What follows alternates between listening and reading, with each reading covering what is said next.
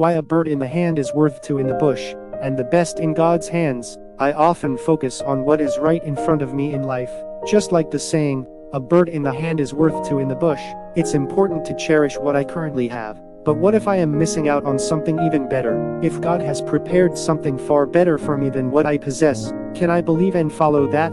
At crucial moments in life, I stand at a crossroads, wondering whether to choose the stability and familiarity of the present, or to move towards the greater blessings God has prepared for me. When facing significant challenges in life, especially when I lose something precious, can I still maintain faith that God's plan is better? How will I react when I lose my best job, or when someone I believed to be my God-sent spouse decides to leave?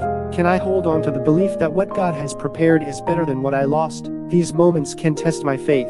Can I remember that God's plan is always the best for me, and trust Him? In this article, I will explore this topic, and how to experience the best God has to offer. I might feel that I have the best right now, and while contentment is good, it's crucial to remember that where God leads is even better. How can I reach that place, and what steps must I take?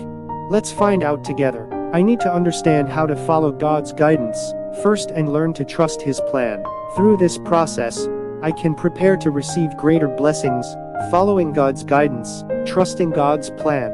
When challenges arise in life, it can be hard to trust God. However, God's plan always transcends my understanding, and He always prepares the best for me. In Jeremiah 29:11, God says, "For I know the plans I have for you, plans to prosper you, and not to harm you, plans to give you hope and a future." This verse tells me that when I trust God and follow His plan, my future will be bright and hopeful. Even in difficult situations, I must believe in God's good plan and move forward. Letting go of the past. I cannot receive new blessings if I cling to the past. As the Bible says, no one puts new wine into old wineskins. I must not dwell on past glories or failures, but move forward with God's guidance. It's important to heal from past wounds and pain, and prepare my heart for a new beginning. God gives new opportunities, and continually fulfills His plans for me. It takes courage to let go of the past, and move forward,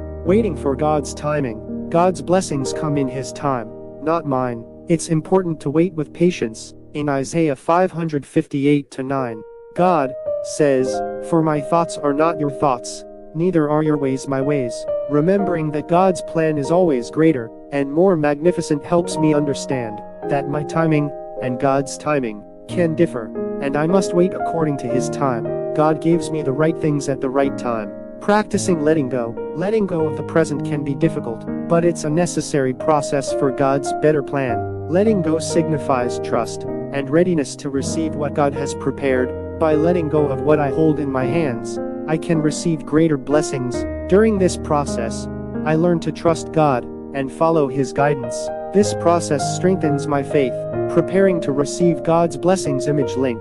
Preparing to receive God's blessings. Having a prepared heart, a heart ready to receive God's blessings, is important. When Jesus turned water into wine at the wedding in Cana of Galilee, the servants prepared the jars in obedience to His instructions. Similarly, I must have a prepared heart to receive God's blessings. A prepared heart is the first step in following God's guidance. I need Vamos to ver open my algumas heart das ações and be feitas attentive pelo to God's Tawil voice. Expanding current abilities. God's blessings can exceed my current abilities. Therefore, I must expand my abilities to be ready to receive God's blessings. I should not fear accepting new challenges and opportunities. According to God's guidance, through new experiences and challenges, I grow and become more capable of accepting God's blessings. I must develop my abilities and be prepared to take on greater missions. Preparing through prayer. Prayer is an important tool to prepare my heart and soul. I can seek God's guidance and prepare to follow His will through prayer.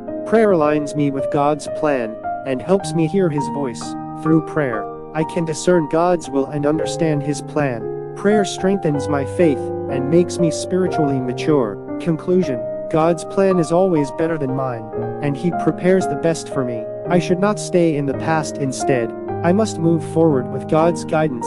Letting go is difficult, but it's the way to receive God's better blessings. I should prepare through prayer, wait for God's timing, and move according to His guidance. In doing so, I will experience the best that God has prepared. When I firmly hold on to my faith and follow God's guidance, I will truly enjoy His blessings.